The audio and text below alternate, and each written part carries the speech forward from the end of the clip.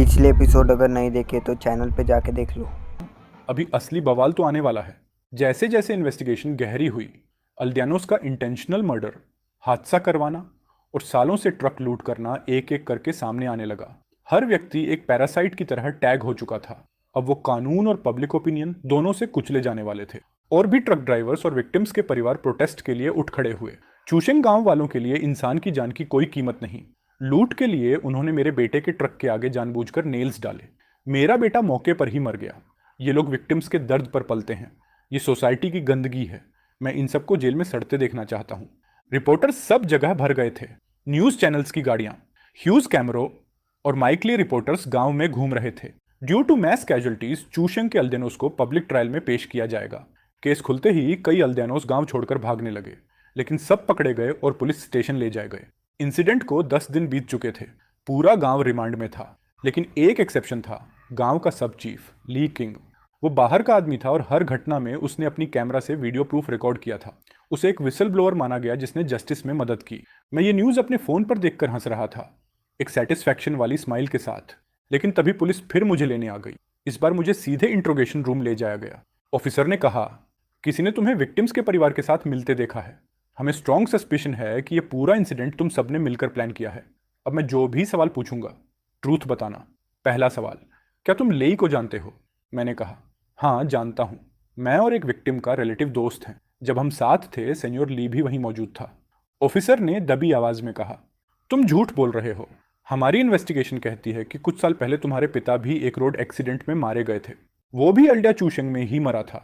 इसलिए मैं इतना कह सकता हूं कि तुम्हारा ट्रक ओवरटर्न होना एक्सीडेंट नहीं था, बल्कि तुम लोगों का रिवेंज प्लान था। पुल्पो और वाइन ही वो मर्डर वेपन थे जो तुमने यूज किए। तुम्हें पता है इस एक्ट का मतलब क्या होता है?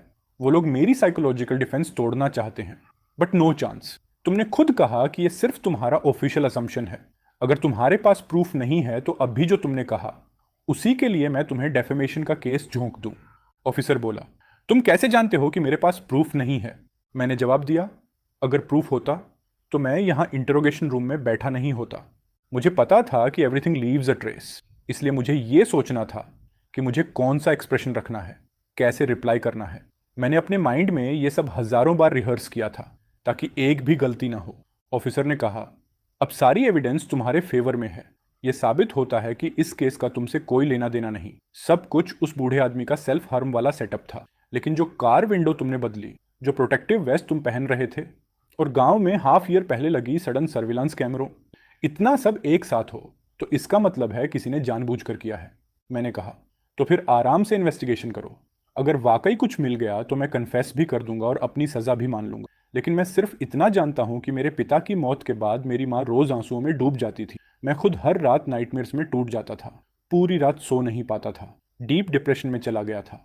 लेकिन जब से ये सब हुआ है, मुझे नाइटमेयर्स आना बंद हो गए हैं। अब मैं फाइनली सो पाता हूँ। जब मैं परलोक जाऊंगा तो अपने पिता की आंखों में सीधे देख सकूंगा। मुझे अपनी किसी भी चीज पर शर्म नहीं। ऑफिसर गुस्से में बोला, क्रिमिनल्स को इंटेरोगेट करना जज का काम है, तुम्हारा नहीं। तुम्हें तुम्हारे के की कीमत चुकानी पड़ेगी। मैंने तुरंत पूछा, तो इतने सालों से वो लोग कानून के बाहर कैसे घूमते रहे? क्या तुमने कभी उन अल्दियानोस के गंदे चेहरे देखे हैं? कभी सुना है उनके विक्टिम्स की फटी हुई चीखें? क्या तुम समझते हो वो बेबसी, जब तुम्हारा खुद का पिता मर रहा हो और तुम कुछ नहीं कर पाते? वो लोग अब मर चुके हैं और मैं ऊपर वाले का शुक्रगुजार हूं।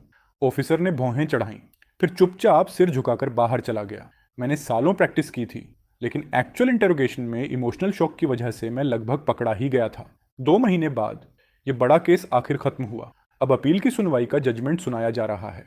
कोर्ट ने साफ कर दिया कि फर्स्ट इंस्टेंस कोर्ट की जांच में यह साबित हुआ कि सेन्योर सान की मौत और ओल्डियानोस के पॉइजनिंग में लीकिंग की कोई डायरेक्ट जिम्मेदारी नहीं है। फैक्ट्स बिल्कुल क्लियर हैं। अपील के दौरान 20 कम्युनेरोस इंक्लूडिंग विटनेस हुआंग ने अपने डैशबोर्ड वीडियोस, डैमेज लिस्ट्स और बाकी प्रूफ्स कोर्ट रूम में पेश किए। चूसेंग गांव वाले सालों से गांव के एंट्रेंस पर नेल्स डालकर, गड्ढे खोदकर और ओवरटर्न ट्रक्स को लूट करके बैठे थे। उनका काम साफ साफ group robbery, public safety endangerment और इंटेंशनल होमिसाइड में आता है। एविडेंस रॉक सॉलिड थी। मास्टरमाइंड संग और उसके अकॉम्प्लिस को 15 साल की जेल, सान और बाकी 13 लोगों को 12 साल और बाकी को 7 साल की जेल। ये जजमेंट फाइनल है और आज से लागू। अगर किसी को आपत्ति है तो 10 दिनों में हायर कोर्ट या सीधे सुप्रीम पीपल्स कोर्ट में अपील की जा सकती है। अपील के दौरान भी सेंटेंस रुकेगा नहीं। जब वर्डिक्ट सुना तो ली किंग और मेरे दिल को आखिर शांति मिल गई। मैंने चूशेंग गांव की पोस्ट छोड़ दी और किसी और जगह काम करने की तैयारी कर ली। किसी ने पूछा, अब क्या करने का प्लान है? मैंने कहा, ट्रक चलाता रहूंगा, और अगर दोबारा वो रूट लेना पड़ा तो अब निश्चिंत रहना, कोई रास्ता ब्लॉक करने की हिम्मत नहीं करेगा। ऑफ कोर्स मैं उस रूट पर जाऊंगा। देखना चाहता हूं कि ये शांत दिखने वाला चूशेंग गांव अब भी कोई डार्क सच्चाई छुपाता है या नहीं, और फ्यूचर ट्रक ड्राइवर्स को ये मैसेज देने के लिए जस्टिस कभी नहीं मरती। डार्केस्ट कॉर्नर्स में भी एक दिन सनलाइट जरूर आती है। चूशेंग गांव की सारी बुराई मिटा दी गई थी, लेकिन जैसा मैंने कहा, इस सिटी में अभी भी कुछ लोग शेडोज में जीते हैं, जो इस शहर को अराजकता में धकेलना चाहते हैं।